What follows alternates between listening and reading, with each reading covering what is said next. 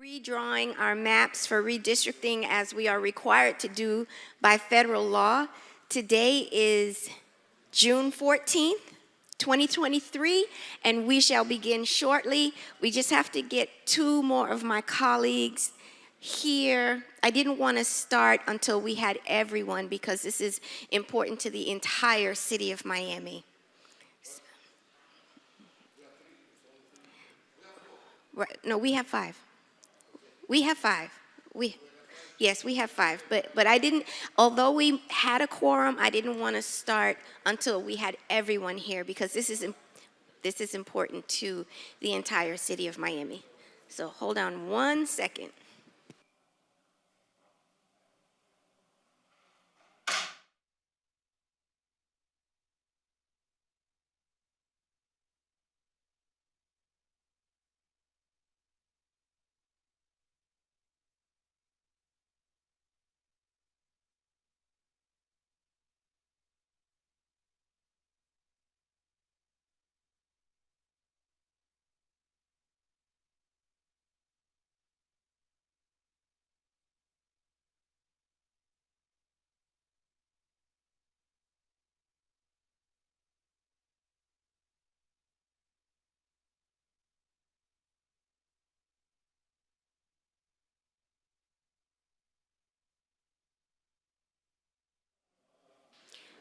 As is tradition, we will open this meeting with prayer.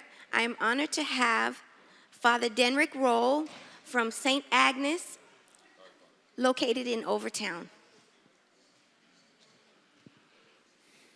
Please stand.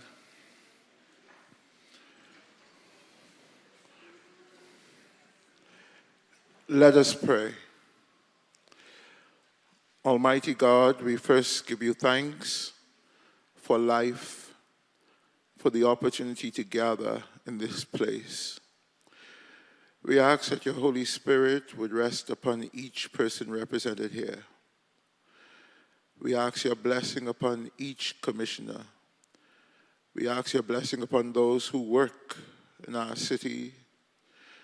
We ask that you fill us with love and in our deliberations with respect for one another. Enable us with the power to see beyond the present time, to understand the needs and desires of all people, and to seek fairness and the expulsion of greed and hatred in our society. We ask your blessing upon the chairperson. We ask that your power resonates throughout this place for the honor and glory of your name and for the building up of all people. Through Christ our Lord. Amen. And at this time, Commissioner Alex Diaz de la Portilla, would you honor us with the Pledge of Allegiance? To the flag of the United States of America and to the republic for which it stands, one nation, under God, indivisible, with liberty and justice for all.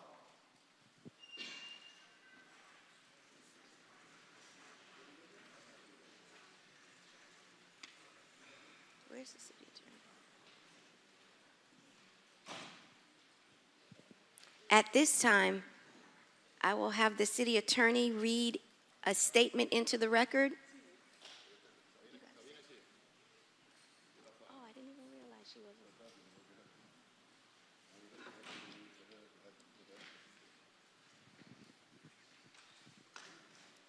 Detailed information about the processes, order of business, rules of procedure, and scheduling or rescheduling of City Commission meetings can be found in Chapter 2, Article 2 of the City Code, a copy of which is available online at www.municode.com.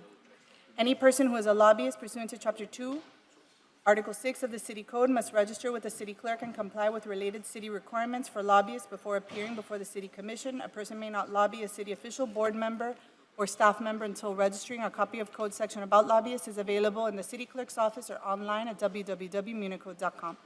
Any person making a presentation, formal request, or petition to the City Commission concerning real property must make the disclosures required by the code in writing. A copy of this code section is available at the office of the City Clerk or online at www.municode.com. The City of Miami requires that anyone requesting action by the City Commission must disclose before the hearing any consideration provided or committed to anyone for agreement to support or withhold objection to the requested action pursuant to City Code Section 2-8. In accordance with 233 F and G of the City Code, the agenda and material for each item on the agenda is available during business hours and the clerk's office online 24 hours a day at www.miamigov.com. Any person may be heard by the City Commission through the chair for not more than 2 minutes on the proposition before the City Commission unless modified by the chair. Public comment will begin at approximately 10:45 and remain open until public comment is closed by the chair. Members of the public wishing to address the body may do so by submitting written comments via the online comment form. Please visit www.miamigov.com/meeting instructions for detailed instructions on how to provide public comment using the online public comment form. The comments submitted through the comment form have been and will be distributed to elected officials, their staff, and the city administration throughout the day so that elected officials may consider comments prior to taking any action. Additionally, the online comment form will remain open during the meeting to accept comments and distribute to elected officials, their staff, and city administration up until the chair closes public comment. Public comment may also be provided live at City Hall, located at 3500 Pan American Drive, Miami, Florida, subject to any and all rules as they may be amended. If the proposition is being continued or rescheduled, the opportunity to be heard may be at such later date before the City Commission takes action on such proposition. When addressing the City Commission, the member of the public must first state their name, their address, and what item will be spoken about. Any person with a disability requiring assistance, auxiliary aids, and services for this meeting may notify the City Clerk. The city has provided different public comment methods to indicate, among other things, a public support opposition or neutrality on items and topics to be discussed at the City Commission meeting in compliance with Section 286.0114 Florida statutes. The public has been given the opportunity to provide public comment during the meeting and within reasonable proximity and time before the meeting. Anyone wishing a verbatim record of the item considered at this meeting may request it at the Office of Communications or view it online at www.miamigov.com. Please silence all cell phones and other noise-making devices at this time. This meeting will be viewed live on Miami TV, the city's Facebook page, the city's Twitter page, the city's YouTube channel, and Comcast Channel 77. The broadcast will also have closed captioning. Thank you. Thank you, Victoria. Mr. City Clerk, do you need to read a statement for the record? No, ma'am. Okay. At this time, I will begin the public comment. But before I begin the public comment, I'd like to recognize seniors from my district who have come to participate in this process. Welcome, you guys. Good to see you.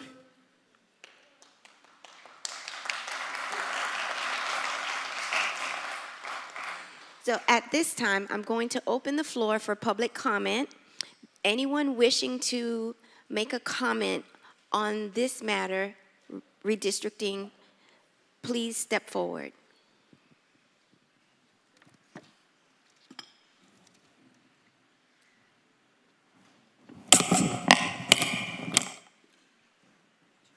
May I speak?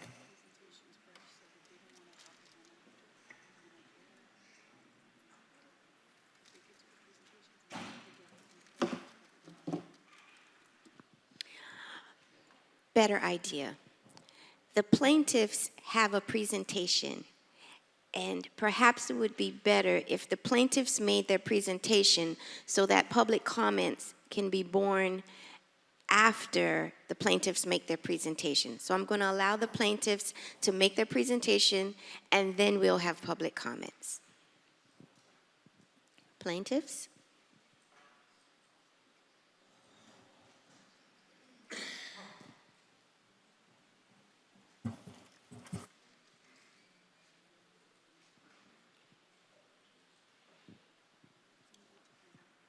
Hello, good morning.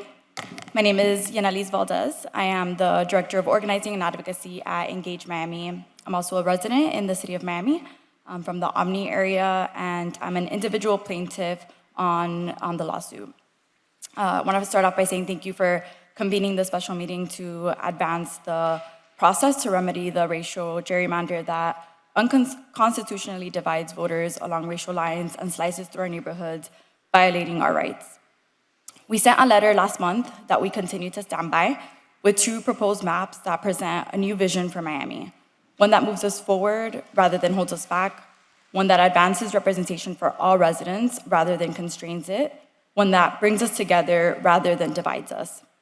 Yesterday, we shared a new map incorporating community feedback and input from you all. I have printed copies that I can share with you all. All the maps that we've submitted feature compact and logical districts that respect neighborhoods, follow major geographic boundaries, and preserve genuine communities of interest. They don't pack Hispanic voters into 3 specific districts and no longer designate one district as an Anglo access seat. They also fully comply with the VRA and provides Black voters with the ability to elect their preferred candidates in District 5. The new map, Map 3, unites Overtown once again in District 5, which was divided in the map passed last year. It also keeps other key neighborhoods unified, like Flagami, Edgewater, Alapata, and Shenandoah. The court has given you all an opportunity and the responsibility to undo the violations and remedy the wrongs in the map passed last year. I hope that the community is centered throughout the discussion today, and the maps that we've worked hard to put together are discussed at length and very seriously considered. Miami residents deserve to have their vote and voice reflected in the makeup of our city districts. Thank you. Thank you.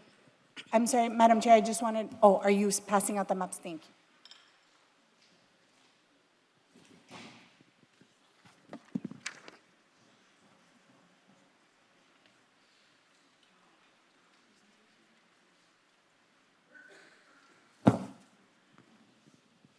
And at this time, I will have the representatives for the City of Miami present the map that they have prepared.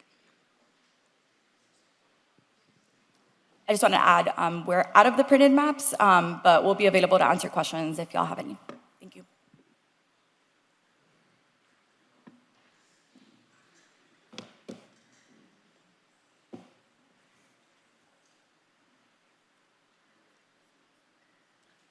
Can I ask a question? Quick one. For Engage Miami, who are you? Who do you represent?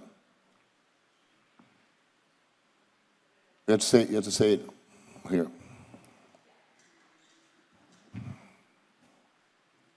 Yeah, so we are one of the plaintiffs in the case. We do civic engagement, civic education in the community. So redistricting was a really important process for us to be involved in. How long have you been in existence? I'm sorry? How long have you been in existence? Since 2015. Since 2015. And who are your members? Our members are a variety of young folks from across the county. We have, I don't know off the top of my head, but a good amount in the city of Miami as well. You don't remember how many members you have? Not in the city of Miami, but we have about 150 members. I would say somewhere between 30 and 50 are in the city of Miami. Okay, thank you. Thank you.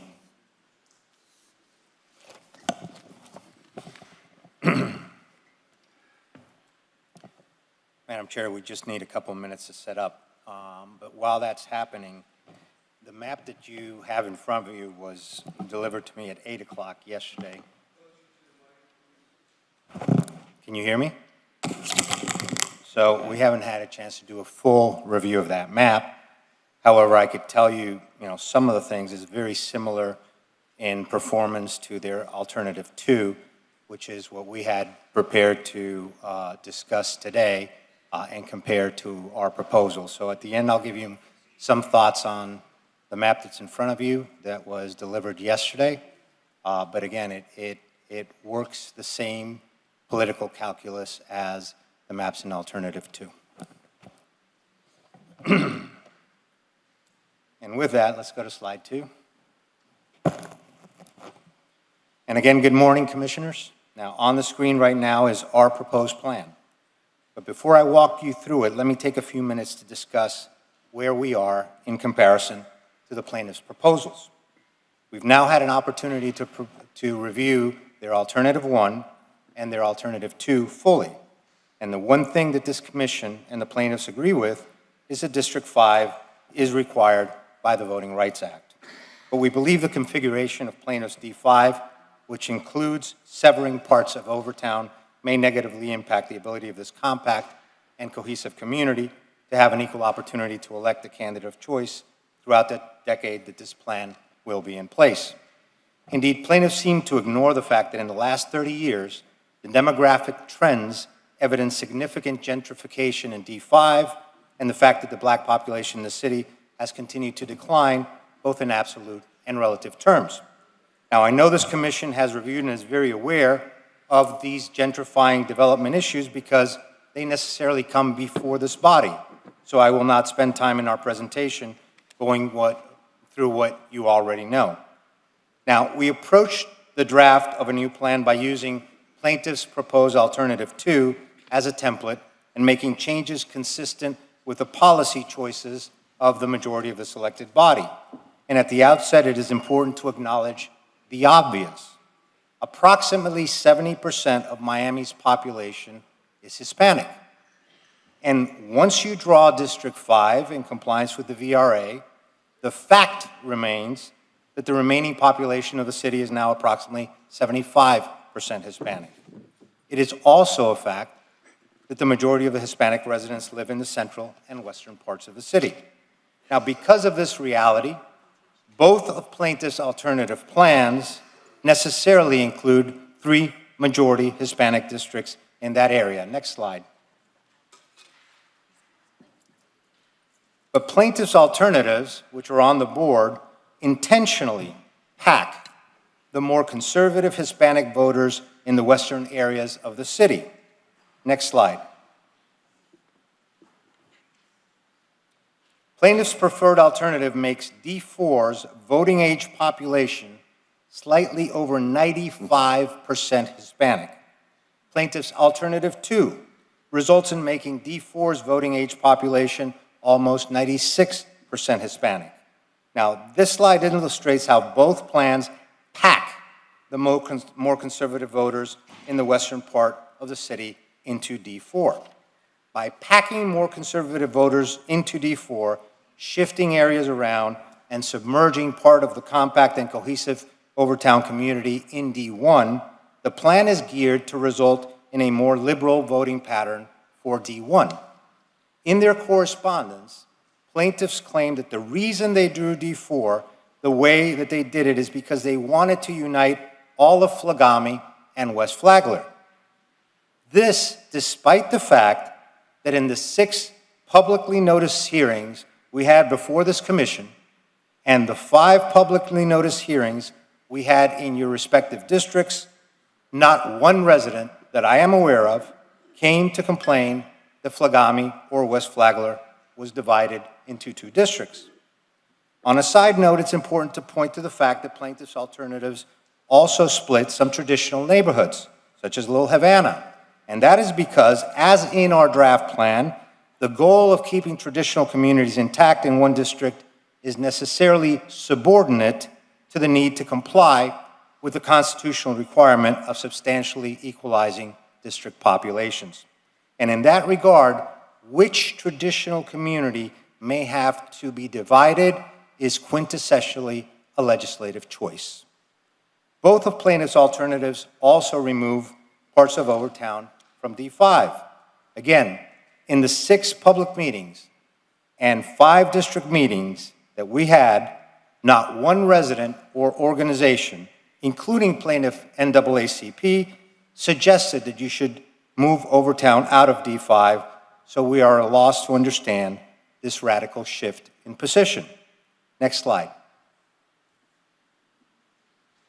So again, moving Overtown into D1 in both alternatives and removing from D1 the most conservative voters from the northwest part of Flagami and West Flagler results in a more liberal-leaning electorate in that district. Next slide. For example, in Plaintiffs' Alternative 1, the percentage of Republican registered voters in D1 drops by close to 9% compared to our proposal. In our proposal, President Biden would have received 50% of the vote in the 2020 presidential election in D1, while in the plaintiff's alternative, he garners 63.8% of the vote. In the 2018 race for governor, DeSantis, the conservative candidate, was over 15 percentage points lower in the plaintiff's alternative 1 than in our proposal. And in the 2018 attorney general race, the conservative candidate, Moody, drops just under 15% compared to our proposal. Next slide. In their alternative 2, the percentage of Republican registered voters in D1 drops by 6% in the plaintiff's plan compared to our proposal. In our proposal, President Biden would have received 50% of the vote in the 2020 presidential election in D1, while in the plaintiff's proposal, he enjoys 57.5% of the vote. In the 2018 race for governor, DeSantis, the conservative candidate, was 9 percentage points lower in the plaintiff's D1 plan than in our proposal. And in the 2018 attorney general race, the conservative candidate also drops 9% compared to our proposal. So the political objectives of the plaintiff's plans are clear, measurable, and significant. And plaintiff's plan may also negatively impact the ability of black voters to elect the candidate of choice throughout the decade in D5, while submerging parts of the compact and cohesive black community of Overtown in a district in which they will not have such equal opportunity. Next slide. In contrast, you will see in this slide our proposed plan keeps historic Overtown intact in District 5. Now, as I stated at the beginning, in developing the draft plan that I'm going to present for your consideration, we actually began our work off the plaintiff's plan, specifically Alternative 2. Next slide. In fact, as you can see, the general configuration of the districts in Plaintiff's Alternative 2 are in many respects very similar to our plan. And while it is true that the plaintiff's plan is certainly visually more compact than our proposal, compactness is not a constitutional requirement. Indeed, federal case law clearly holds that a district may take any shape, even a bizarre shape, as a result of policy or political objectives, as long as they are not racially driven. As you will see, the plaintiff's alternative plan shows 3 districts in the central part of the city, going east to west, a district going north to south, District 5, and a narrow coastal district, District 2. Frankly, we agree that this is generally the only configuration that makes sense, but there are notable differences in how they draw the lines to distribute the population among the districts in order to achieve a political objective. In the plaintiff's proposed alternative, District 1 remains in the north central part of the city, although its connection to the west is completely cut off, and those are the conservative voters. District 2 remains a coastal district, although it shifts more to the south. District 3 does change significantly, resulting in splitting Little Havana.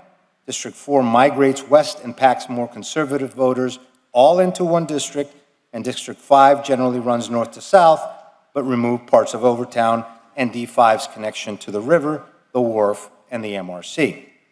Now, our plan takes into account the political and policy considerations, such as where commissioners have invested district resources in their projects, or the need to balance poorer areas with areas that have significant economic potential or activity, as requested by Commissioner King and the majority of this commission.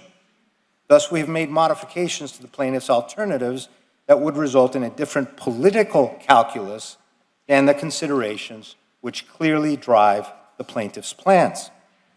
As you can see in the slide, let me make sure that I've got the right slide. Yes. As you can see in the slide before you, the configuration of plaintiff's D5 is similar, and in most of the northern end, identical to the D5 proposed in our plan. Now, recognizing that D5 is subject to the VRA, the legal directive in crafting this district was to ensure compliance with the Voting Rights Act. But we did so with an emphasis on using natural and man-made boundaries and keeping as many communities of interest together as feasible. Next slide. We were also cognizant of Commissioner King's desire to include areas that would generate significant economic activity and would enhance what she has publicly described as the lowest per capita income district in the city. So logically, we started at the northern end of the city's municipal boundaries and worked our way down. As you can see in the northern end, D5 includes all of the traditional neighborhoods of Shorecrest, Belmead, Bayside, Little River, Lemon City, Liberty City, and Buena Vista. Going further south, areas such as Wynwood, Midtown, and the Design District, which have significant economic and employment activity, were included. Commissioner King is working diligently on issues such as affordable housing, public transit solutions, etc., and she has strongly advocated to have Overtown remain in her district because the residents of that area share the same concerns and needs with regard to those issues as the more central and northern parts of her district, and our proposed plan accommodates that request. Finally, we included a small part of the riverfront and downtown based on the chairwoman's request to include the wharf and the MRC in her district. We also had to make minor jagged edges to keep the overall deviation low. Nevertheless, District 5 boundaries consist mainly of natural and man-made boundaries, such as the city's municipal boundaries, the bay, the railroad, the Miami River, an expressway, and the contours of traditional neighborhoods. Now, in regard to District 1, next slide, we restored the connection to part of the western part of the city, thereby distributing the more conservative voters in the west within 2 districts. Both our plan and the plaintiff's alternative acknowledge that there should be a district containing the bulk of the Miami riverfront. This is an important business community organized through the Miami River Commission that is politically active in matters such as land use and other issues affecting the river and its shores. However, we approach it in a different configuration only because of the decision to keep Overtown in D5 and Commissioner King's request to keep the economic potential of the wharf, the redeveloping MRC, as well as portions of downtown in her district. As you can see when you look at the southeast portion of D1, that finger coming down looks irregular only because the eastern part follows the contours of Overtown. Now, apart from the river constituency, the district includes traditional neighborhoods of Alapata, Civic Center, Grapeland Heights, and parts of West Flagler and Flagami. The majority of District 1's boundaries also track significant man-made and natural boundaries, such as water boundaries, major roads, the city's municipal boundaries, the borders of traditional neighborhoods, as well as I-95. Next slide. Now, plaintiffs' alternatives demonstrates that it makes logical and planning sense to configure D2 as a coastal district. And in fact, they did so, just like we did so. In both the plaintiffs' alternatives and our proposed plan, D2 remains a coastal district.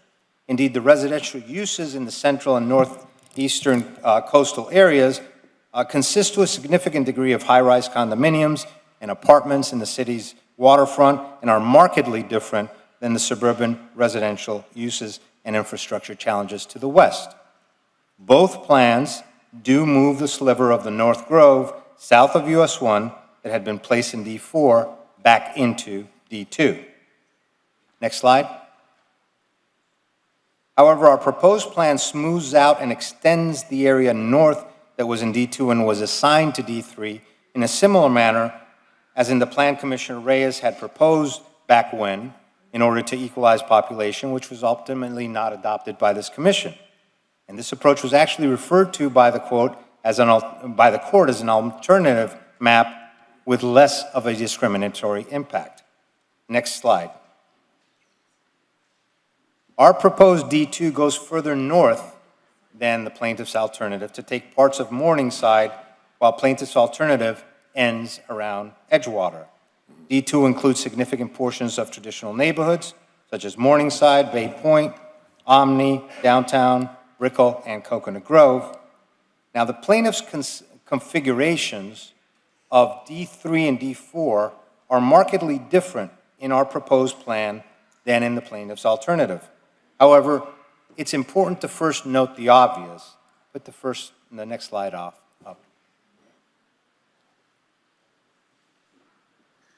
As I said, it's important to note the obvious, which is, put the other slide up, the next slide up if you may. These two slides show of the plaintiff's own alternatives help to illustrate that there is no way to apportion the population of those two districts in a manner that would not result in majority Hispanic percentages in both, simply because the great majority of Hispanics live in that area. That is just a fact based on the demographics of the folks that live in those areas. Accepting this fact, it is clear that the different approaches in crafting the two districts between our proposal and the plaintiff's alternative are nothing but a difference in policy and political considerations. Now, as I explained before, the plaintiff's plan was designed to concentrate the most conservative voters into D4, and you see it right there. Thus, the plaintiff's plan makes policy choices as to which communities belong in the respective districts, but those policy choices are uniquely a legislative prerogative. For example, plaintiff's configuration removed all of Shenandoah and parts of Silver Bluff from D4 and joins those communities with parts of a fractured Little Havana. Next slide. Our proposed plan unpacks their District 4 in the west, which does result in a split of Flagami, but District 4's configuration in our draft preserves the bulk of Shenandoah in D4, Silver Bluff, and Coral Gate in one district. Now, it's important to note that the decision to design D4 in that manner was based in part on the request of Commissioner Reyes to maintain in his district areas such as Shenandoah, which through his leadership, the city has invested and will be investing significant resources and capital to improve parks and infrastructure. Now, we also extended the southern border of D4 to US 1 in order to use that highway as a logical boundary. D4's other boundaries include the city's municipal boundaries, the border between most of Shenandoah, and other traditional communities. Now, next slide, please. Finally, District 3 now wraps around District 4. Again, that configuration was necessary to preserve most of Shenandoah in D4 while preserving Little Havana intact in D3, as well as the need to equalize population.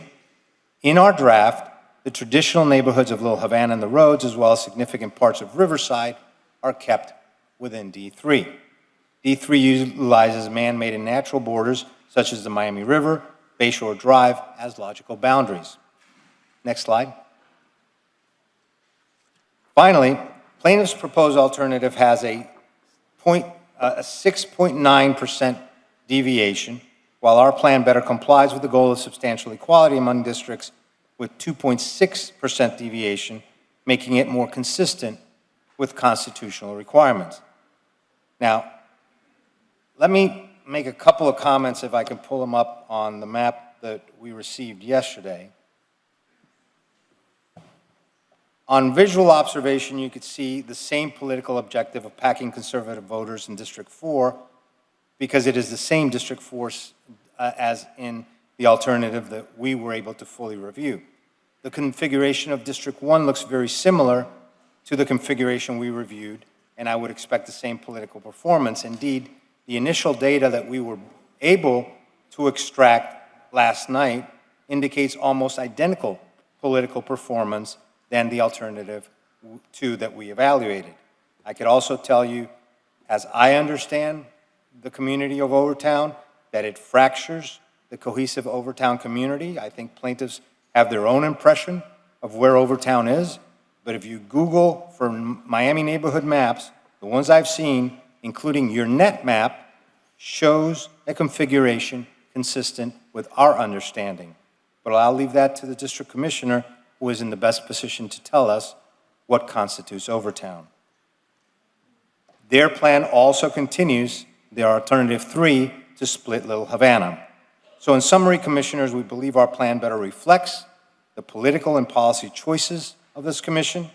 It incorporates much of the input provided in previous public hearings and complies with both the Constitution and the Voting Rights Act. And with that, I thank you for the time and opportunity to make this presentation. Madam Chair, can we do questions now or later on? No, after public comment. Okay, because I have some. Thank you. At this time, I'll open the floor for public comment. You have seen what the plaintiffs are proposing, and you are seeing what the city's attorneys are proposing, and now you may make your comments. Madam Chair, and the plaintiffs said that they're available, their plaintiffs' attorneys are available if the commission has any questions.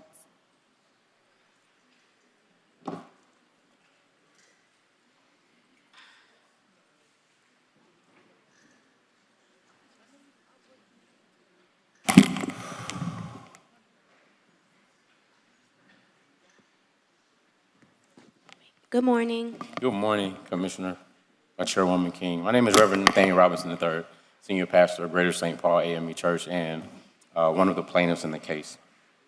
What I want to say very quickly today is that the City Commission is the only body with the authority to adopt a map. It's the only, the plaintiffs in the case don't have the authority to do that.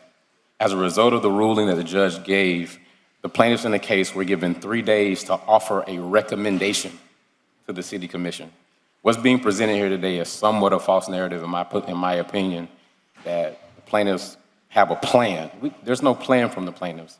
It's an opportunity to present a recommendation for the commission to consider, as they are the only governing body with the authority to vote on a map. What we did do that we believe was not done by the consultants who had months and months to do this is, since we made those recommendations, we had conversations with communities. And after mediation that ended at 6 p.m. yesterday, in 2 hours, we responded to conversations we've had with community members and counsel for the city and made adjustments. That's why the map was only given at 8 o'clock last night.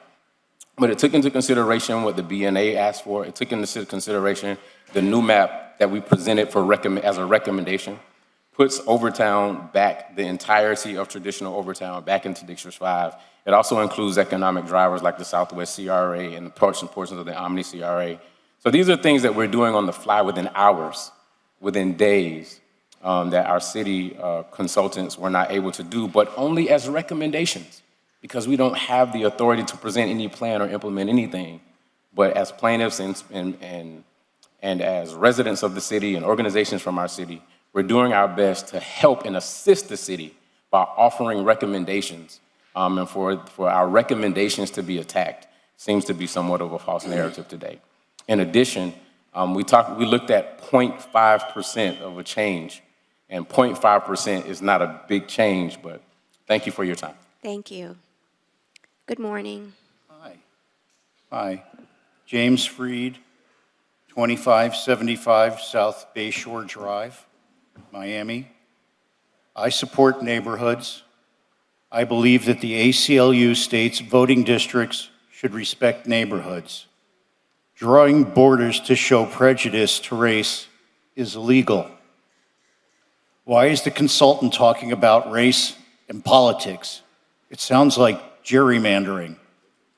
I have seen how eager the residents of the West Grove have been to remain part of the traditional Coconut Grove. I believe that the North Grove should remain intact. I want to thank everybody for their time and consideration.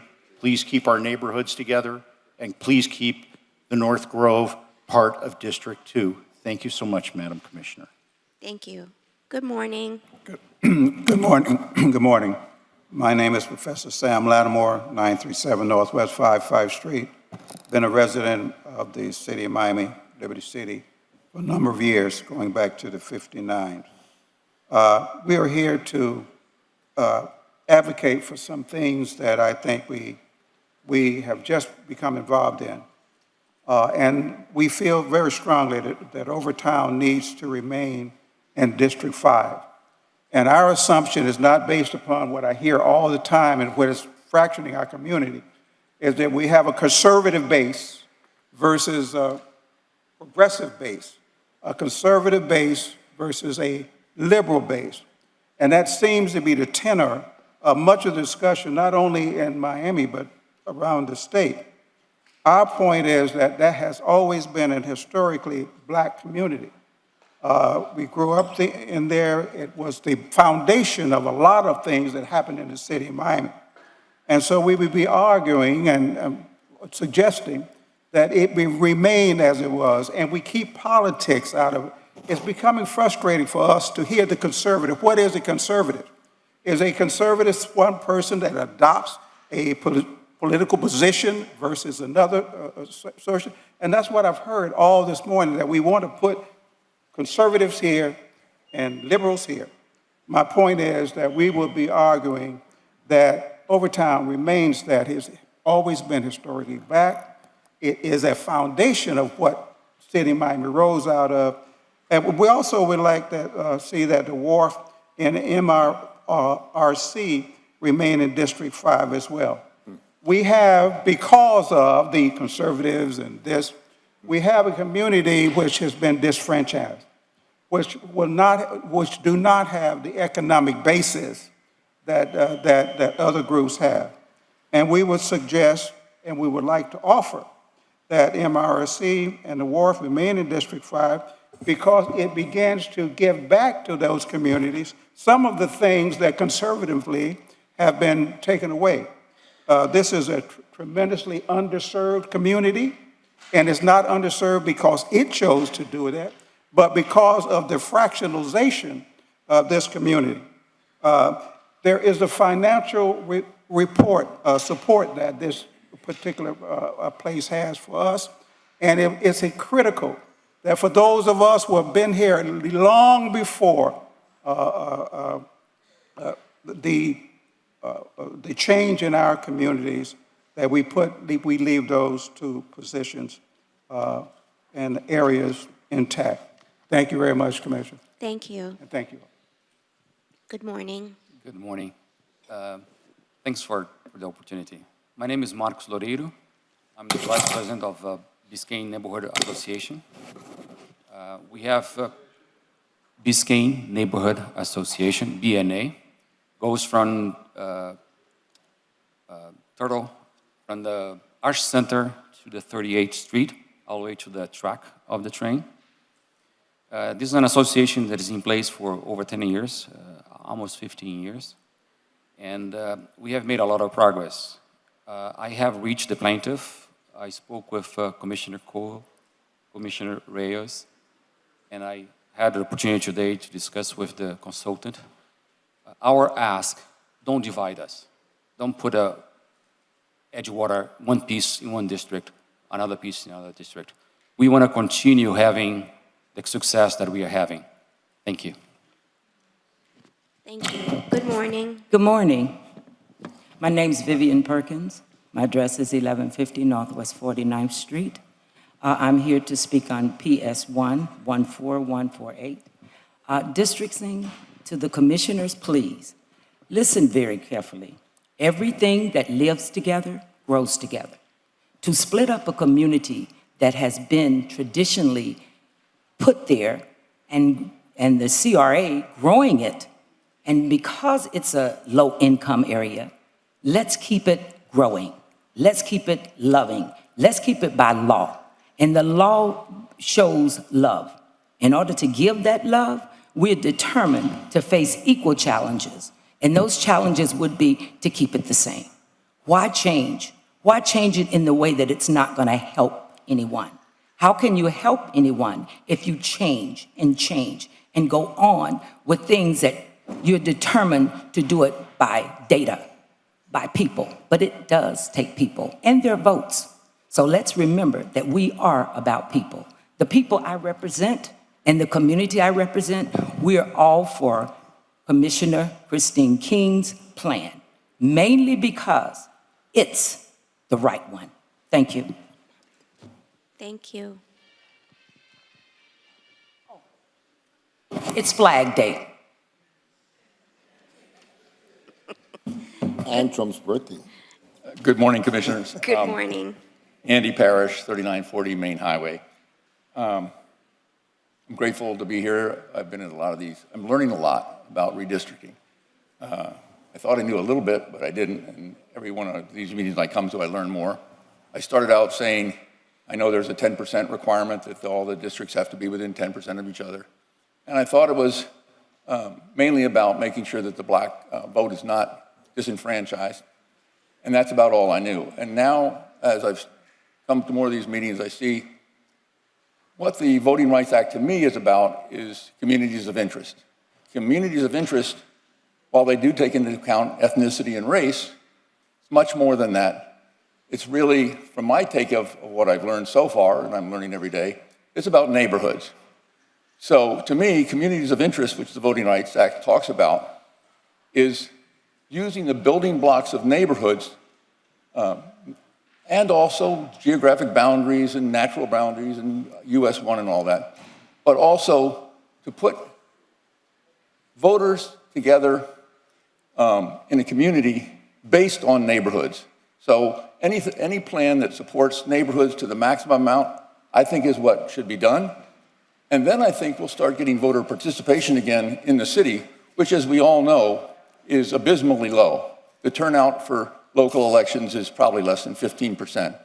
If we reunite neighborhoods, I think we're going to see the voting percentage go up hugely, and we're going to see people say, yes, this is my neighborhood, and it includes black, white, Hispanic. We all know that the city is mostly Hispanic, but I think communities of interest bridges over that, and it's based on neighborhoods. Thank you so much for letting me speak. Thank you. My name is Barbara Lang, 3901 Braganza Avenue, Coconut Grove. I'm going to be quick. This is a bad map. You need to reunite Coconut Grove.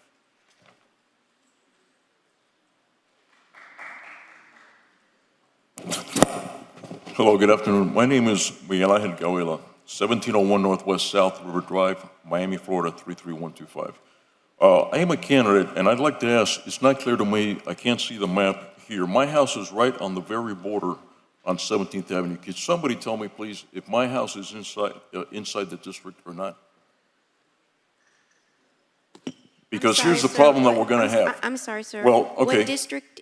I'm in District 1. I am a candidate against this gentleman here in City of Miami since February, and it appears that in this map that you've drawn up, my house is right outside the district. What a coincidence. Can I see the map? Maybe I'm talking out of line. That's why I'd like to see the map so I can determine whether my house has been intentionally left outside the district or whether it's in the district. If it's in the district, there's no problem. I walk away.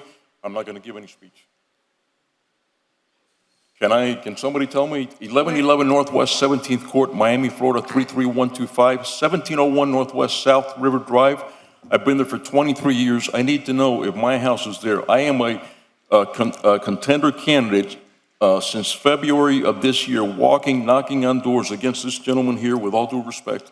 And I just need to know if my house has been left intentionally outside the district or not. If it's in the district, I have no problem, ma'am. I will turn away and walk away. Hold on one second. Let me get Can somebody find out for me, please?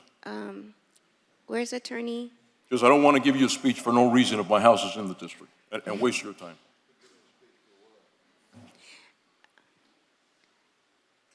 Did Mr. DeGrande leave the building? It's moved to District 3. What a coincidence, it's moved to District 3. Wow. Okay, now I do have a speech to say. Wait, let me get from the consultants. Okay. Victoria.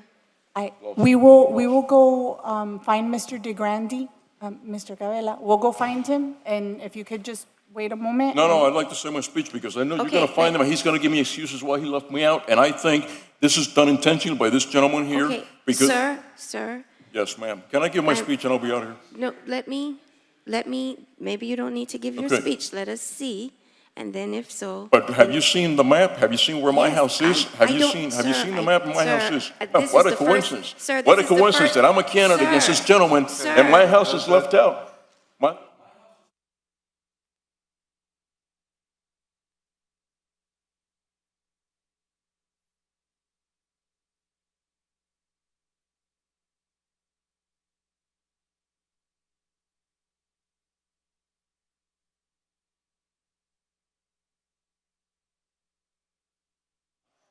Moment to Mr. to find DeGrande, this. could you please pull up the map so we can confirm? Thank you.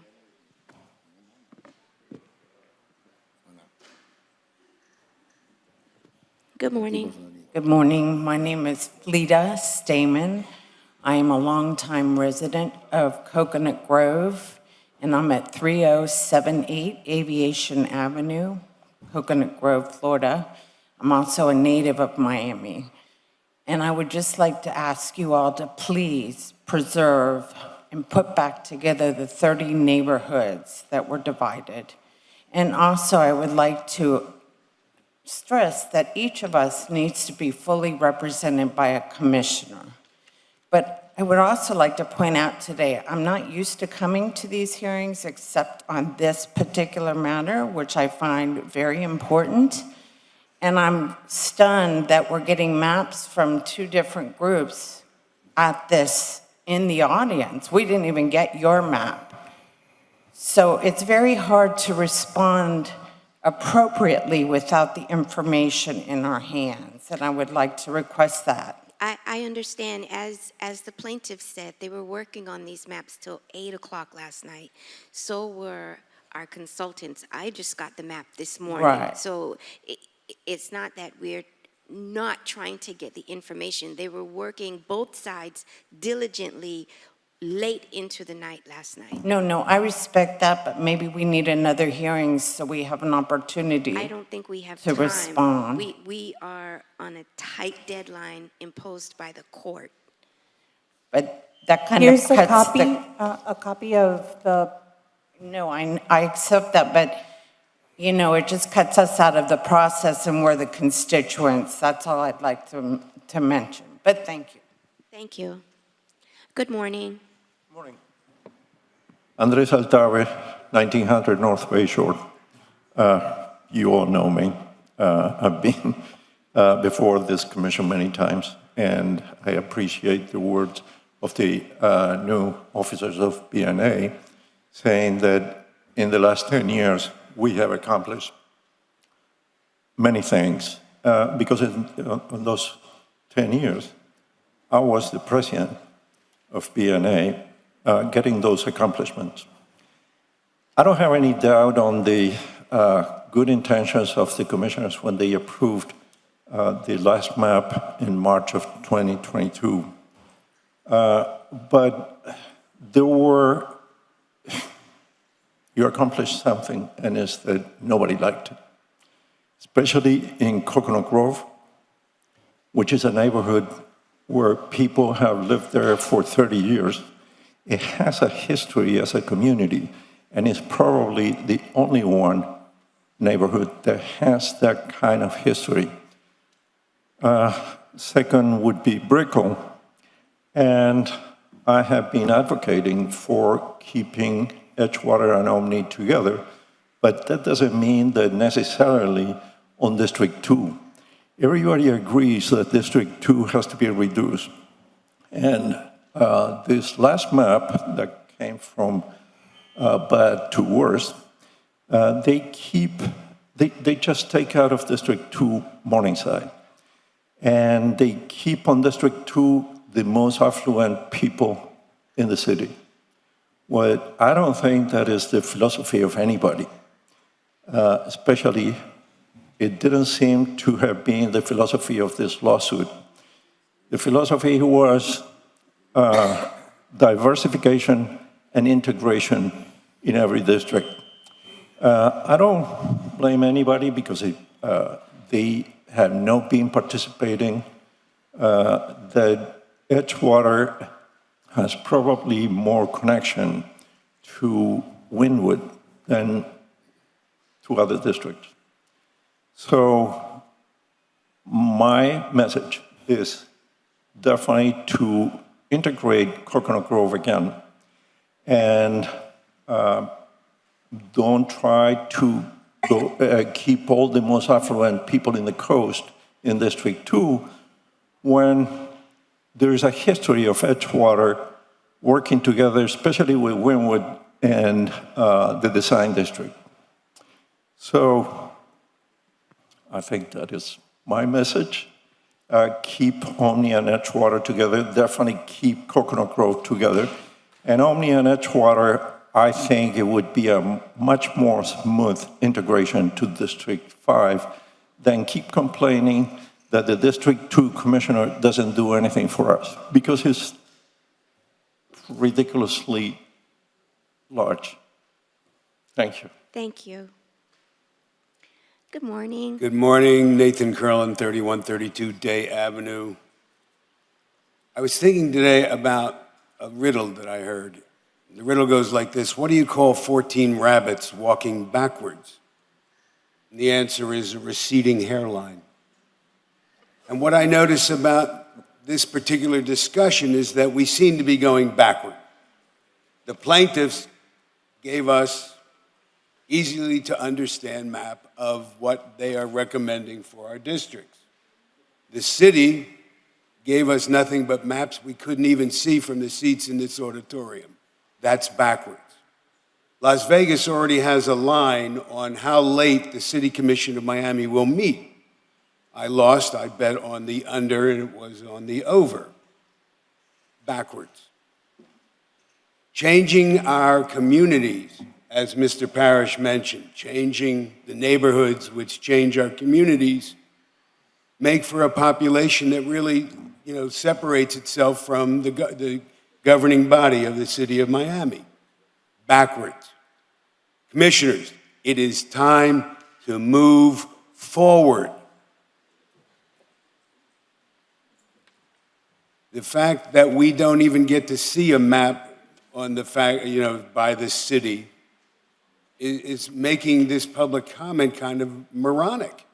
We're supposed to be talking intelligently about a map we can't see and we don't even know what it says. Mr. DeGrande did as good a job as he could, but again, if the plaintiffs can do this, why can't the city? We believe the neighborhood should stay the same, and certainly And I really don't understand why a third of the city's presentation had to do with who voted for Biden, who voted for this. I understand that we can't have districts based on race, but we also can't have districts based on who's voting for who. Thank you very much. Thank Keep you. neighborhoods together, keep Coconut Grove together. Thank you.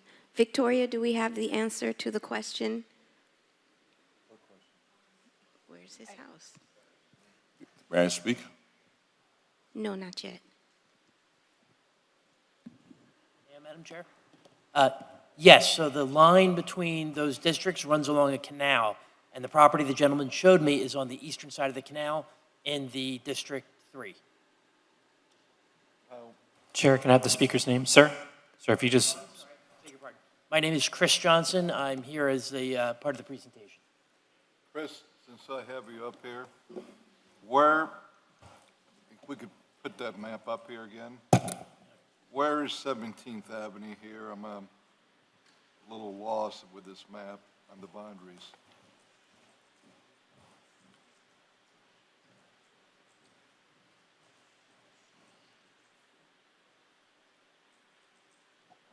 What I have is very small, too.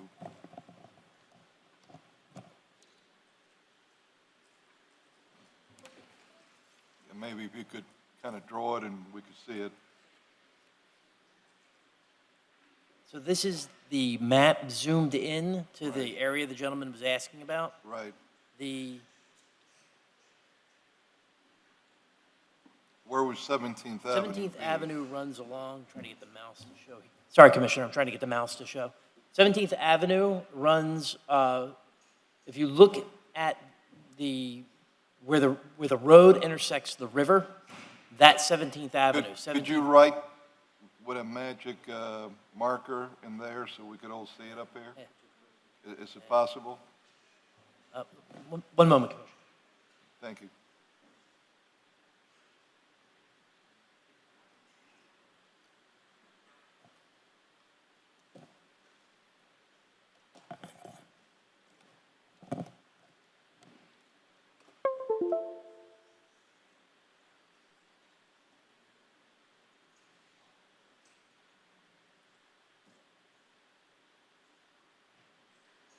So this is 17th Avenue, Commissioner. Where at? I'm going to make the line brighter. That would be 17th Avenue. Oh, okay. Running Way right over there. there. I This was is a looking to the canal right. that runs along that section, right along I there. see. So that's 17th Avenue there. So 7th Street is right almost at the tip there. Oh, right above where you got the circle at the bottom, correct? On the line? Beg your pardon, Commissioner? Northwest 7th Street is right above where you have the circle. That is correct. This is Northwest 7th Street.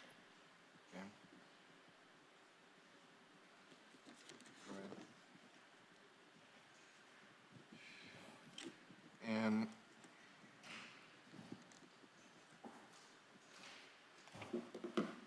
all right.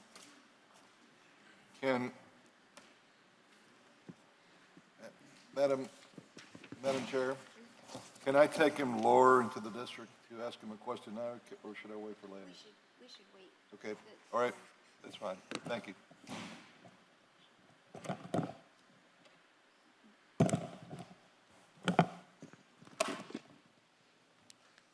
Sir, go ahead. Thank you, ma'am. My name is Miguel Angel Gavela, 1701 Northwest South River Drive, Miami, Florida, 33125 for the record.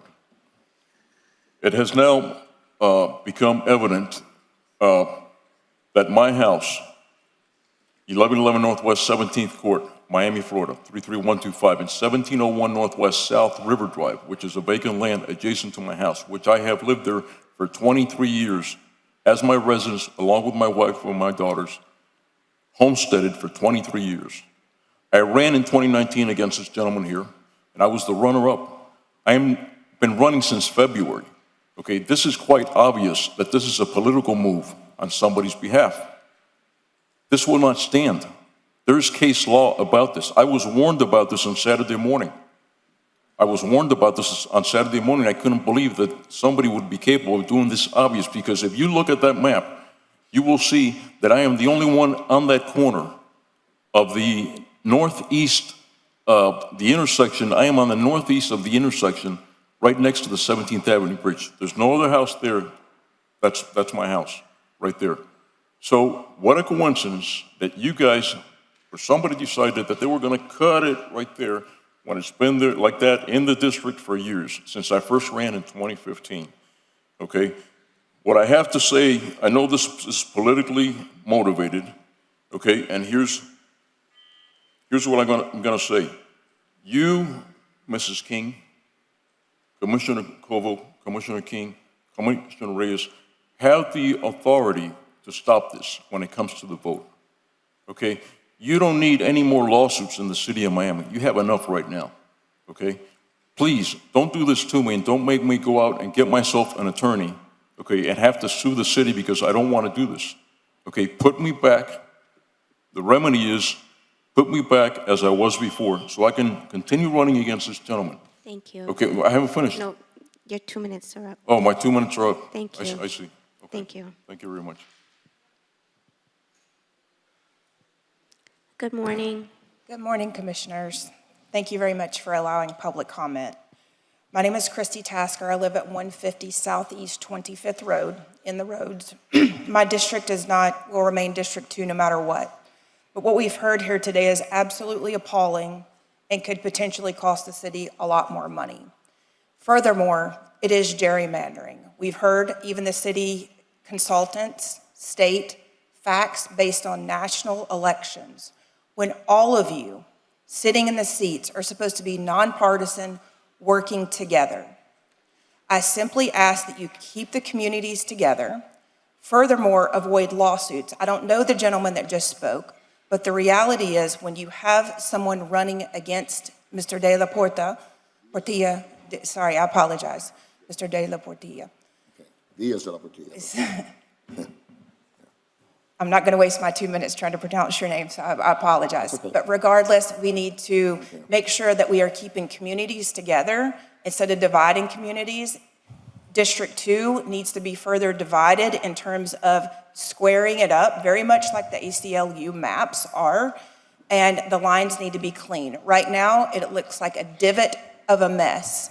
You've got little sections divoting down, and Ms. King, I understand that you are working on different portions throughout the city, and your district is rather large. So I would just ask for you to consider working with the future commissioner of each district if it happens to be divided so that we can keep the district nice, square, and clean. Thank you very much. Thank you. Good morning. Good morning, Rose Pujol, 2455 South Bay Shore Drive. Commissioners, Chairman, I would like to say that you have heard from the community that obviously we'd like to see the neighborhoods intact.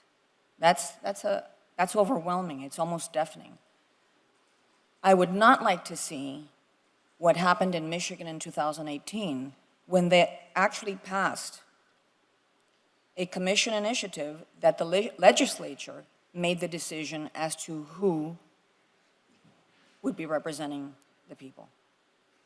I ask you, we know you, Commissioner Carollo, in the middle of all your scrutiny. I really appreciate that you took the time to take a look at that map and ask where this gentleman's address is. Commissioner Alex DLP, I love, personally, I love mischievous people, and I understand where you're coming from, but do the right thing. Add him. It doesn't take much. Thank you to everybody. Thank you. Anyone else for public comment? Is there anyone else would like to speak on behalf of this redistricting process? Seeing none, the public comment period is now closed. I am going to start with my vice chair. Do you have any questions? I do. Mr. DeGrande, can you put the map up that we are working from?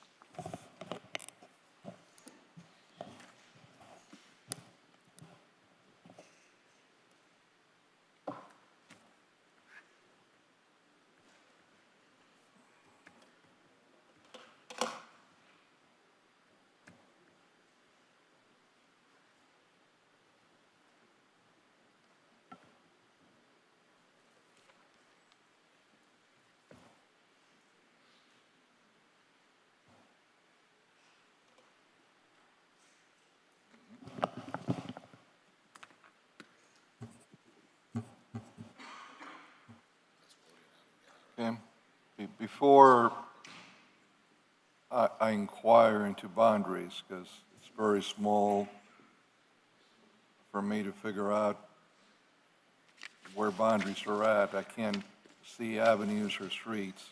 Would you like me to blow up a D3? If you would, to begin with. Put the blow up of I'd D3? appreciate it, but while you're doing that, Chair, if I may say, Put the streets and the avenues on the map as well? They would show if the plan is augmented enough. Yeah. It does show the streets. while they're doing that, if I may make the following statement, Chair. Our positions, whether commissioners or even the mayor of the city, they are and always have been nonpartisan positions, meaning we don't run by parties. We're nonpartisan. And I, for one, that's the philosophy that I very strongly have followed, not to get into the petty politics of either parties or French parties. I've worked with everyone from both sides of the aisle, as they say, from both parties, major parties, even other smaller parties. And I guess that's why I was able to win my reelection with a majority from Republicans, Democrats, and independents. I've been very nonpartisan. To me, some of the things I've heard here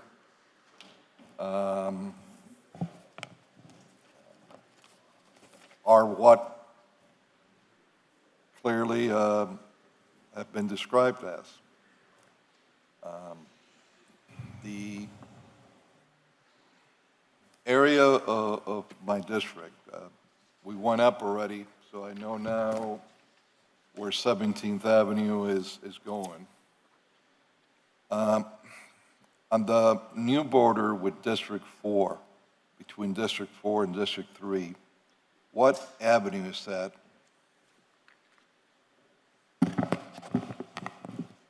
May I, Commissioner? Yes, sir. So the western border is 32nd Avenue, the far western border. The northern border is 8th Street. Right, then I'm going down. And this border is, What avenue is I that? believe that is 4th. Let me double check that. No, it can't be 4. 14th, I believe. No. It could be 14, I don't know. It's a Fourth Avenue? 14th. It's 14th Avenue? Yes, Commissioner. Okay, now, as, I'm sorry, are we looking at the yellow, Commissioner?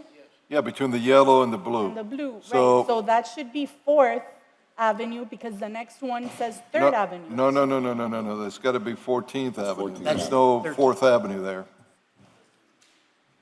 14th. Yeah. This is 14th. Now, you have 8th Street, and then it cuts up at 14th Avenue, correct? Yes. Correct, Okay, Commissioner. now, coming down where it kind of does like a triangle at the bottom, where does it do the extreme part of the triangle? Is that 16th Avenue? So this is 3rd Avenue that curves along here. The blocks are shaped irregularly. Right. So it comes down to 3rd and then runs along 3rd to Dixie Highway. Okay, so that's what we call 3rd Avenue. Down here, okay, where would Coral Way be? Just up a little bit? The far western boundary, Yeah. I'm sorry, I don't understand. Were you asking me to? Right here?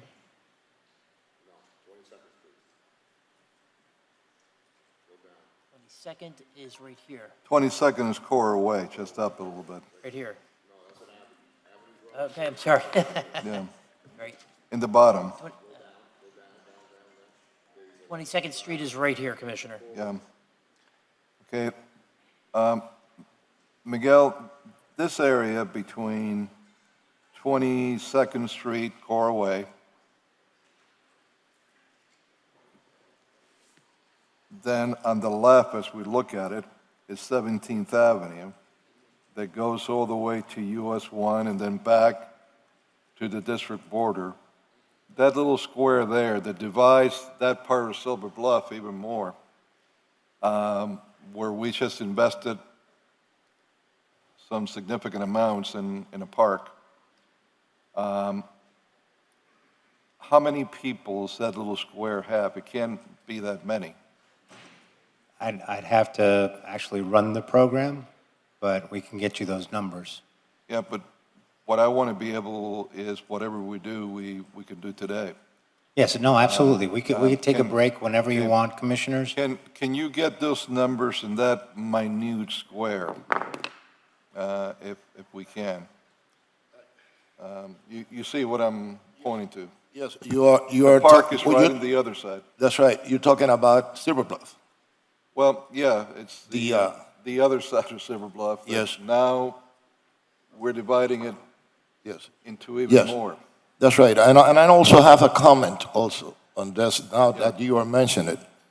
You're taking the District 4 out west to 14th Avenue. That will cut also from District 1, which is Little Havana, Domino Park, you see? No, not really. In 14th Avenue, it's fine 14th because Domino Park is really from 15. 9th Street, 15th Avenue. 15th Avenue. Yeah, and it goes from 9th Street to 8th Street, what we call Domino Plaza. That's right, Domino Plaza, Yeah. but it's cut from District 3 in this map. I don't believe so. Yes, sir? Because, well, no, because the plaza still goes from 9th Street to 8th Street. From 9th to Yeah. 8th, but Yeah. it is on 15th Avenue. It's right? 15th, but it will go from 8th Street. What I'm trying to say, 15th, Commissioner, is yeah. that my belief is that Domino Park should be part of District 3, of Little Havana. Well, that would be simple. We could just, in that same line as before, where the cut was 9th Street, leave it at 9th Street. Leave it at 9th Street. Okay, But, that's right. you know, I'm fine, Weather Commissioner, I'm glad you pointed that out. These are small, minute tweaks that don't matter much in population basis. But, so, Mr. DeGrande, on the bottom, so that we can see what we're doing, down in Silver Bluff, that little square that we mentioned, from 22nd Street, Cora Way, down 17th, back into the district, 17th to US 1 to the district, if he could figure out how many people we have there.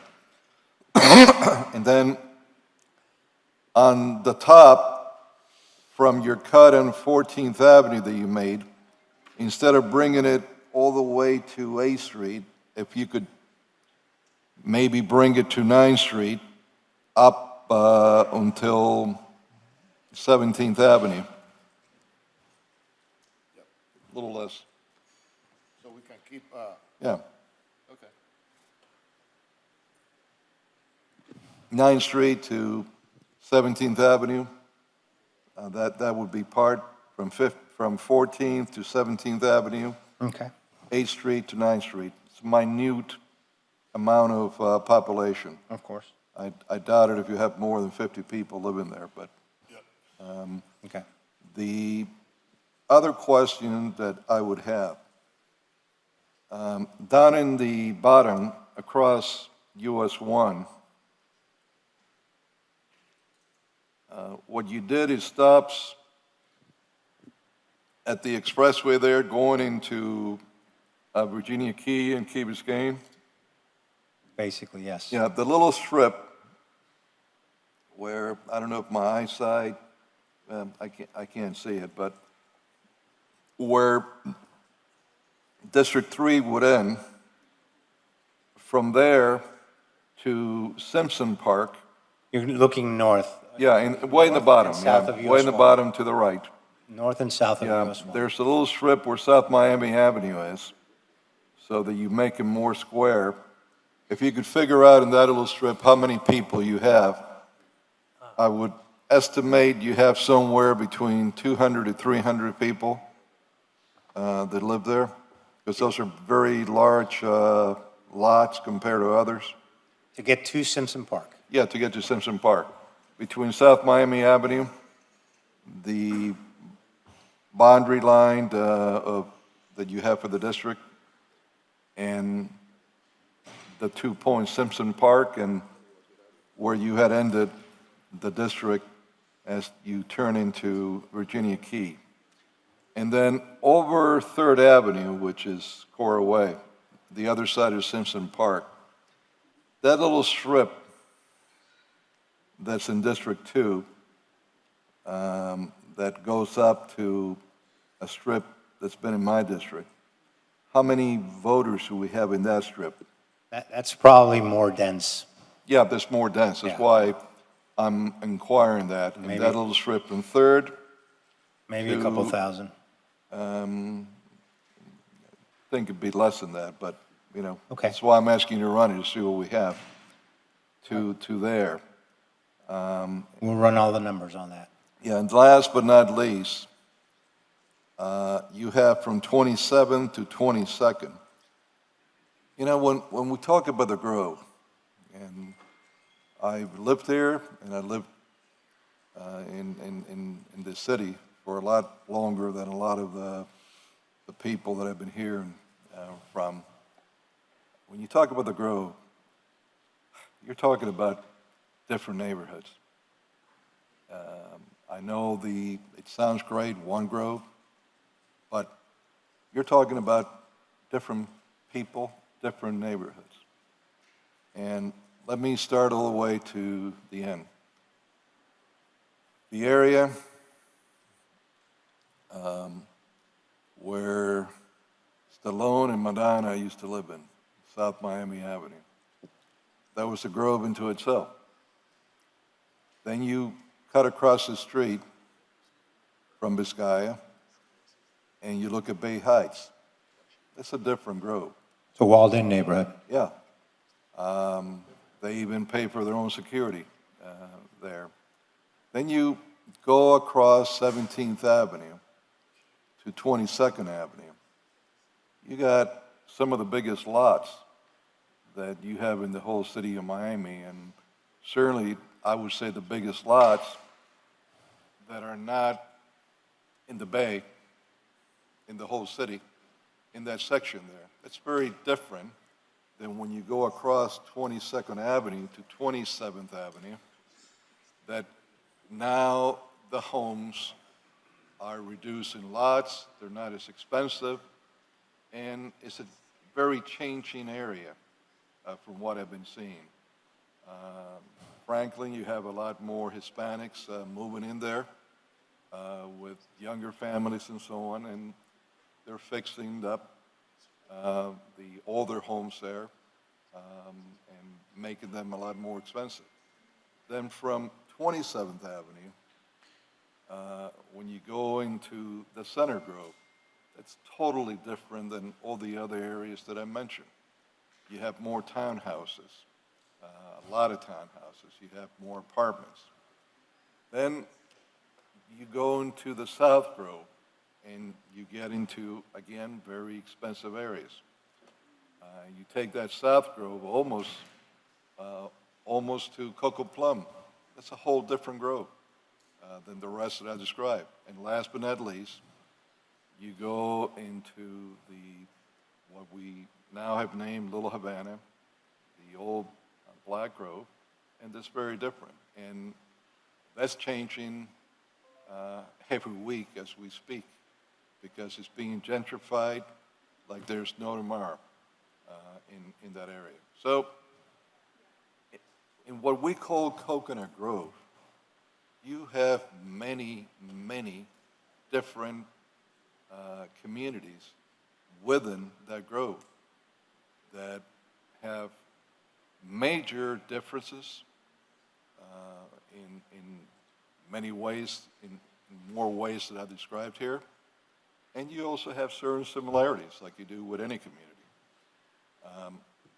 Having said that,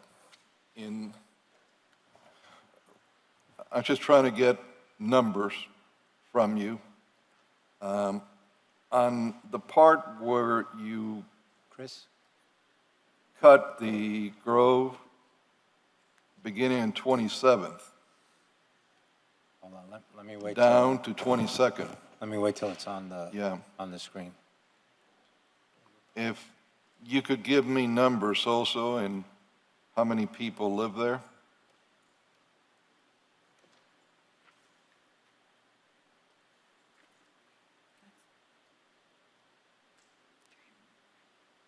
Okay.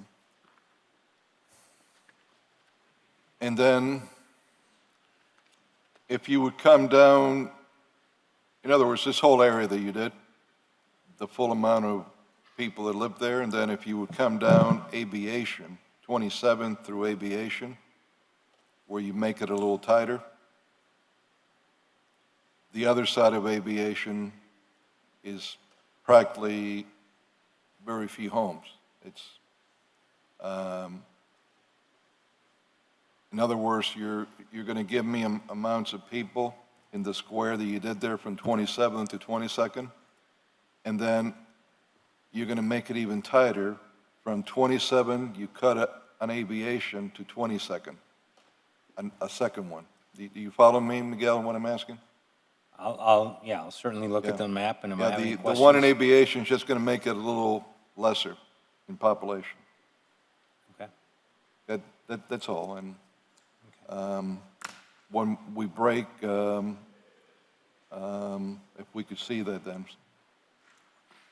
So Commissioner, your main concerns were to keep certain communities together and certain neighborhoods together with regard to that as well, and you need just some questions on numbers. I'm asking just for numbers now. Okay, thank you. So that I can see shifts. The area that I did express a concern was, Well, it- he'll give us numbers in the break, and then we'll talk Yeah. about it. sure, Thank thank you. And we've had, I'm happy to do that, and we'll come back to you with numbers. We've had other commissioners also make requests for review of plans.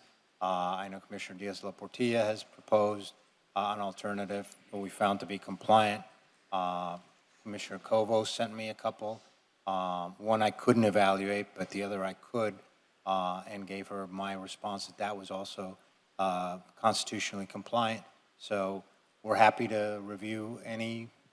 So that is exactly what I'd like for us to get all of our comments out and then take a break for lunch. Yes, ma'am. Have you work on it to present, and then we can come back and vote. Commissioner Covo, do you have? Yes, I do. I am extremely confused with the presentation because, as I expressed when we were going back and forth with this situation, I am an advocate of keeping the identity of Coconut Grove together.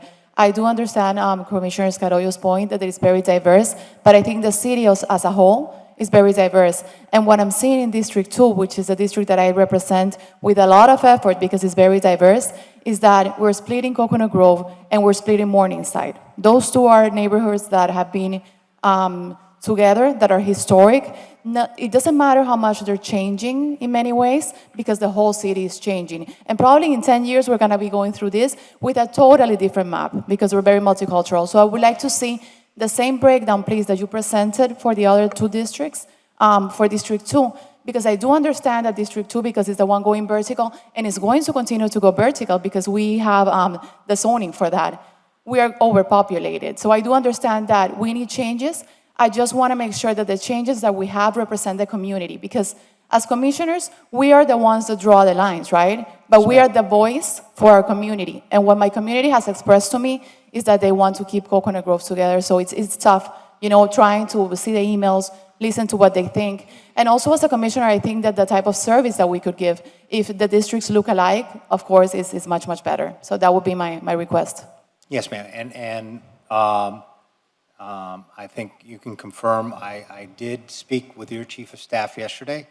I did give him my analysis of your map alternative 1.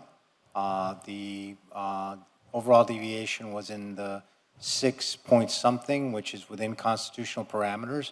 So if you'd like us to, basically model that and give you a photocopy of it and you can present it, that's fine. You're absolutely correct. I'm just here to make proposals. I don't make the decisions. You all will make those decisions. So I'm happy to present, to give you a copy of your plan so you could present it. We'll also put it on the board. Of whatever Commissioner Carollo, has requested, we will model that. I know Commissioner Diaz-Portilla has a version that we've been able to look at also, like we did with yours. And we will come back after the break and tell you, here's our proposal, here's the different alternatives, and you all are elected to make that decision, not me. Now, did I hear that you split Morningside? No? Yes, Morningside is split in this map. Yeah. Into D5? Half of Morningside goes into D5, half of Morningside is on the... Okay, so up to last night, I did not get a briefing on that. I did not know that Morningside, I was getting half of Morningside. So I would have something to say about that. What would you like? Would you like to see a plan with all of Morningside in your district? I don't think that any of Morningside should go to my district. Wouldn't that be splitting up neighborhoods? Okay. I mean, not that I don't love Morningside. Don't get me wrong. And I'm in Morningside all the time. They are my neighbors, but is that what you want? Commissioner Cobo's plan, well, do you permit me to comment on it? Well, I haven't, Commissioner excuse me, I Cobo's- haven't seen her map. Right, I haven't Right. seen, well, And I wanna know what she's we will commenting. mod- seen her map, and I love Morningside. I've been working super hard, not only in my few 100 days, but when I was campaigning. But when we were trying to see what would make sense, Madam Chair, we noticed that, of course, our district is overpopulated. So we felt, okay, if the sense of the community and even of the plaintiff was to keep Coconut Grove together, it wouldn't make sense to split Morningside. And that's what this plan is doing, is splitting Morningside. If I was for me, I wouldn't lose any of my neighborhoods. I love my constituents, and I've been working hard towards all of them. But I do understand that I'm the district that has more population, and we need to be fair. Yes. And I also understand that, again, this should be based on the right of the people to vote and population as well. Not only, I just don't get the partisan topic, and it's just not. All right. Now, Okay. if I understand, just to I clarify. have a question. I have a question. Can I clarify for a second? Sure. If I understand, Commissioner Covo's plan would seek to put Morningside into D5. What you're telling me is you want Morningside in D2. Do I understand that correctly? yes, I'd like to see the impact of the proposal. And me as And well, I don't- Madam Chair, me as well. It's not that I want to Because, put it in her district. I just want Okay. to see a difference. All right, I'll show you, and then you'll see the numbers. That's- See the difference. This It's is- just something that makes Morningside sense. is in this, because in the map that I received last night, I don't believe that Morningside was in my district. No, it's split.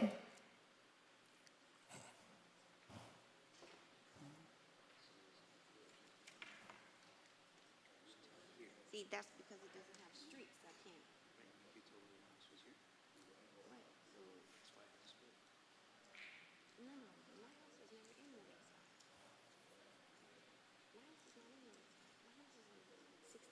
So what?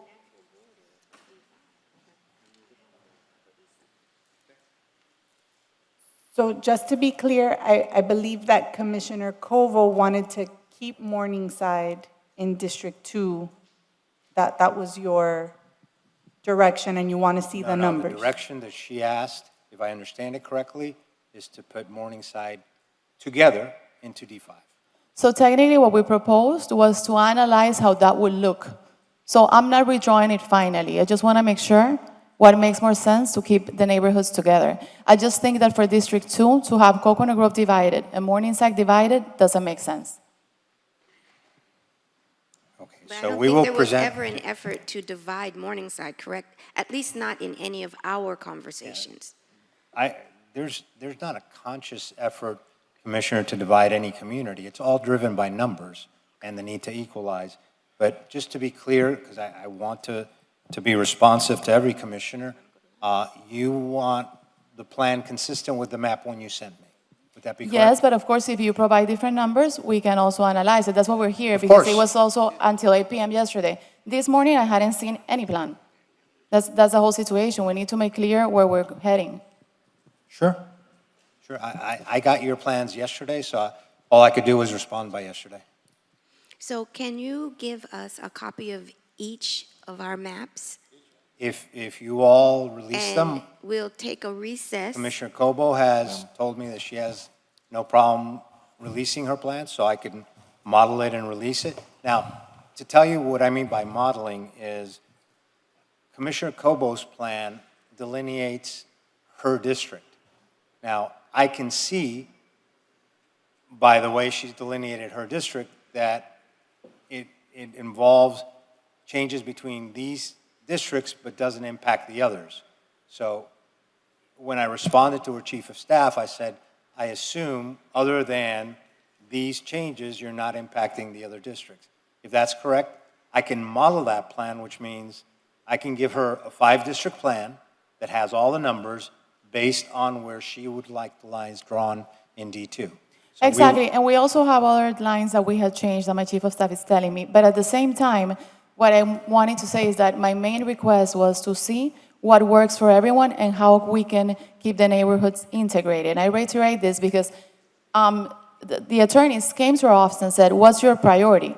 So it's not like we're just coming out with a definite plan. We're just seeing the priorities of our constituents. So it's not about, this is the final plan that she drew. No. I want to make sure that what I'm doing is aligned to what my constituents are petitioning, if the numbers, and of course, under the Constitution, make sense. Yes, yes. It's not that I don't want to lose any of the neighborhoods. I love my district, but I do understand that I'm the most conflicting district because it's the one that is growing. It has 75%, probably more than 75% of the taxes. So I'm willing to work. Understood. To your comment about the second plan, let me explain to you why I couldn't give your chief of staff an opinion on that plan. That plan drew the lines for District 2, but changed the lines for District 3 and did not contain lines for the other 3 districts. And so I cannot tell you whether the overall deviation complies with the Constitution, et cetera, because to do that, I would have to have 5 drawn districts. Now, once you reconfigure District 3, I'm not the one that can say, you'd like 4 this way, you'd like 5 this way, et cetera. It's up to you to tell me, here's how I'd like the plan drawn, and then I'm happy to generate the data for you. Thank you. Sir, sorry. Madam Chair, I heard that there is another map in the making also, because we are all in the business of making maps, you see. No, I don't know why we are hiring you, man. You see, we're all making maps. So I heard there is another map by Commissioner Diaz de la Portilla. I would like to have a copy of it. Also, when we go to, if we are going to be analyzing all the maps, you Sure. see. Now, if Commissioner, I would like a copy of Commissioner Cobo and Commissioner Diaz de la Portilla, and anybody else that has a map, I would like to see it too. I thought this map was representative of all of our Yes. issues. I thought this was the map that you were working from that expressed Absolutely, that's all what of I our heard. priorities. Version 12 is the only one that he initially crunched numbers on to give a baseline, and then it's a presentation for all of you to move around. Okay, so what I'd like to do is recess so that you can speak with all of us and we're working off of this map. You could speak with all of us, reiterate our priorities, and then we come back. So I'm proposing a 3-hour recess so we could grab a bit of lunch and you have adequate time to meet with all of us so that we can come back and vote on a map. Yeah, and here's what, I don't know that you can vote on a map. I'm being realistic, Commissioner, because if each one of you makes different tweaks, it's impossible to generate all those into Well- one map. Some may be mutually exclusive. So this is what I would suggest. You know, anyone that wants to present a plan, I'm happy to do the analysis. I'm happy to tell you, does it comply with the Constitution? And you can all pick from those versions which map you would like. Madam Chair, version 14, which is the map that I put together, you've already said on the record that it's constitutionally compliant, is that correct? That's my understanding, yes. So, all right, so there is no tweaking on that plan, that's already constitutionally compliant, correct? That would be your proposal, yes. My proposal, yes, sir, Yes. correct. What is that? And Commissioner, That's version 14, which is, that was submitted about a week ago, about 5 days ago, and he's reviewed it, and that plan, I'm not changing anything else, that plan itself was version 14, is constitutionally compliant. That's the only thing I'm interested in right now in terms of what the record should reflect. yes, That we may Commissioner very well Cobos vote, is also that we may very well end up voting for a very tweaked, because tweaking is tweaking and changing is changing, it's two different things, right?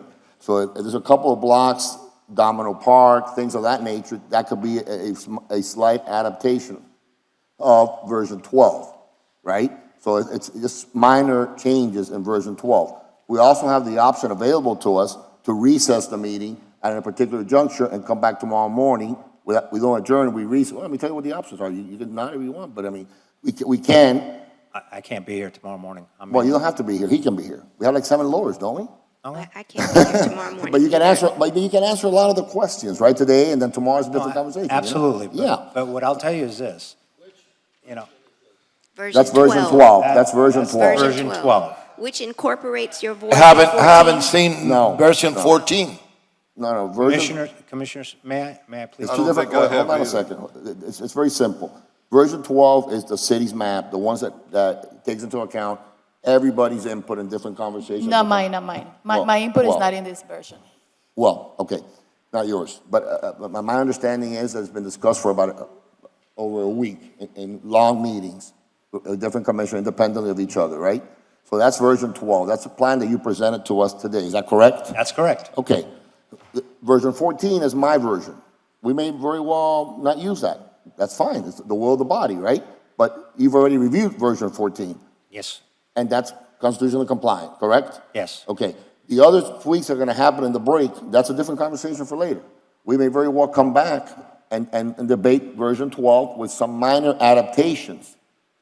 I agree with Commissioner Carollo. I think they both agree. What I heard is that, you know, it should be probably 16th Avenue and not 14th Avenue, something like that. And Domino Park stays in District 3. If Commissioner Carollo, if I'm phrasing your position correctly. Well, and if you want to keep Domino Park, you've represented, you've invested a lot in it.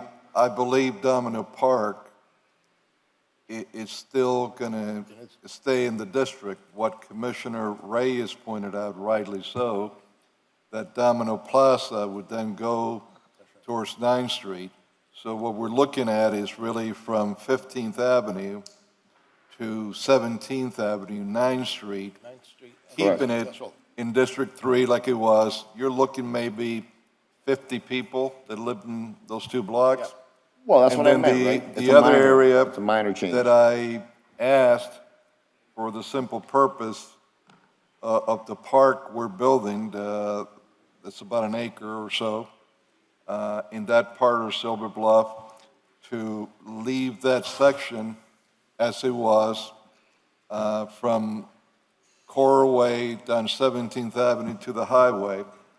And I can't imagine that you have more than 100 people there or less. So between both areas that I'm talking about, maybe I'm guessing we have 150 people or so. Not much more than that, I don't think. Certainly under 200. What my understanding is, minute. What my understanding, Commissioner Carollo and Chairwoman King, what my understanding is that these are minor changes that can take place. I think what I heard here today, that you're happy with the way it looks. The Commissioner Carollo and Commissioner Reyes share a boundary there. They can move around. It appears they're both happy with those changes. I can live with version 12 at the end of the day. So to me, it's not, the wasn't been proposed. So at the end, that's 4 at least that I can hear. I know you have concerns of the girls, and obviously your concerns will be addressed, and you have every right to have those concerns. But we just need to vote out a map. So that the city has a map to go to the courts and say, this is the official, because we don't have any official map. We don't have an official map here until this commission votes it out. Right. Absolutely. It's not when anybody comes to us and presents this in version 1, 2, 3 to 14. It's, we have to vote it out, and by a majority of the commission. So I'd like to take a recess. Yes. Well, I have let me ribs, just Commissioner be Carollo. clear I'm as to happy what's today. I have happened. ribs. I'm sorry. Flanagan ribs I'm in my sorry, what office. did You you too. Flanagan ribs. What happened? Ribs. May I be? Go ahead. Okay. I just want to be clear as to what we can do and what we will do. We will sit with each one of you, make whatever changes to the plan you need. I don't think you need any. We will then publish 3 hours from now, Yes. whatever you want to publish, 3, 4 alternatives. It's your decision. It's not my decision. Yes. All I can do is give you the version. And I do Understood. not need to meet with you. Now, you're going to miss out on the ribs. That's Understood. Your loss. Well, it's a we're 3-hour gonna be- lunch, so You can come by. I may take you up on it. I'll save you a So- rack. I'll save you a rack. We're in recess. Yes. We will adjourn. We will return at 3:30. Can I see you in my office Right now? right now? In the afternoon. 3:30.